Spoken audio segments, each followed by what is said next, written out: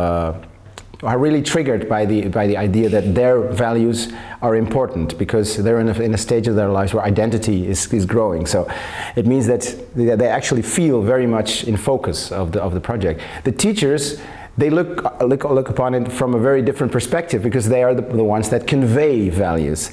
I think they have learned, some of them have learned this week, that values is also about themselves, about their lives, about how they live, what kind of example do they give to their students or to their children or to anyone.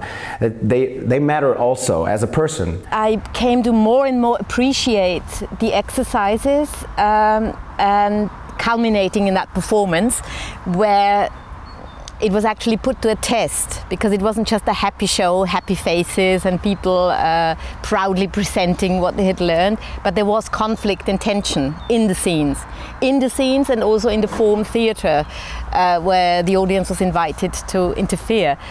That was very impressive. I learned how to be self-confident, more self-confident, and I learned how to solve problems through alternate means, through theatre and through articulating values specifically. Working with the bodily expression, you actually have to reflect on concepts like peace, freedom, discrimination and so on. So you really go through a very reflective process. Getting to know each other, building trust and learning to listen to each other is something that is very important in the classroom. Because in my English groups, I very often realize that the kids only listen to the members of their peer group and they kind of ignore the others. So if we're sharing stories, there's never all of them listening and paying respect to each other. So I'm probably going to do that if I realize that something's getting to a really serious state where people are becoming outsiders of the class. I had nothing to do with theatre before I came to Vienna. It was all new to me. And I didn't believe that I would see myself on a stage in front of 200 people. Never. And it was great. The power of the theatre, I didn't realize it. I know the power of art. I never thought that the theatre would be so special. The most exercise that I liked was the images thing.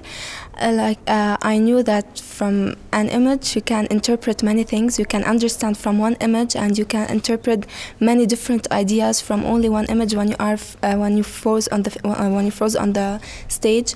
So it was the best exercise to me. And then we discussed about these images that we did, and it was a great exercise.